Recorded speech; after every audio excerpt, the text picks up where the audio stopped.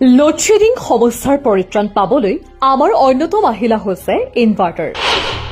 বৰ্তমান সময়ত প্ৰায় সংখ্যক লোকৰ ঘৰতেই উপলব্ধ এই আহিলা এই ইনভাৰ্টাৰ। আপুনি বাৰু চিন্তিত নেকি কিমান দিনৰ পাছত সলনি কৰিব লাগিব বেটাৰীৰ পানী? জানো আহক ইনভাৰ্টাৰৰ বেটাৰীৰ পানী কিমান দিনত সলনি কৰাটো উচিত।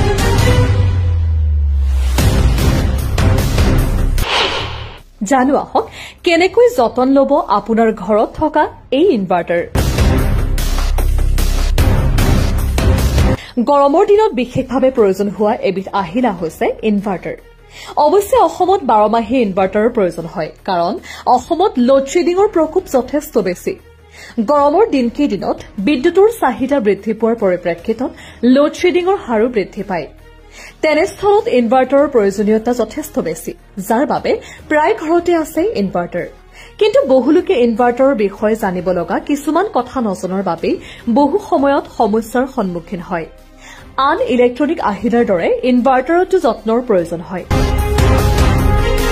যদি ইয়াৰ সঠিক যত্ন লোৱা নহয় তেন্তে ইয়াৰ আয়ুস কমি যায়।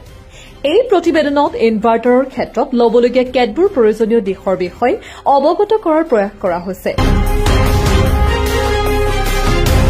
এই টিভিত ভাৰতৰে হোৱা এক আছুতীয়া সাক্ষাৎকাৰত ইনভাৰ্টাৰৰ ব্যৱহাৰ আৰু ল'বলগীয়া সাৱধানতা সম্পৰ্কে অৱগত কৰে ইনভাৰ্টাৰ আৰু বেটাৰীৰ ব্যৱসায়ৰ লগত জড়িত তাপস দাসে। জানো আহক কেনেকৈ যতন ল'ব আপোনাৰ ঘৰত থকা এই ইনভাৰ্টাৰৰ।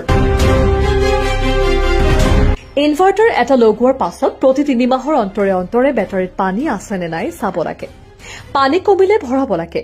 ইয়াৰ বাবে প্ৰয়োজন হোৱা আহিলা যিকোনো বেটাৰীৰ দোকানতে পোৱা যায়। তদুপৰি নিজৰ সুবিধা অনুসৰিও পানী ভৰাব পাৰি। আনহাতে বেটাৰীৰ টাৰ্মিনেল চাফা কৰি থাকিব লাগে।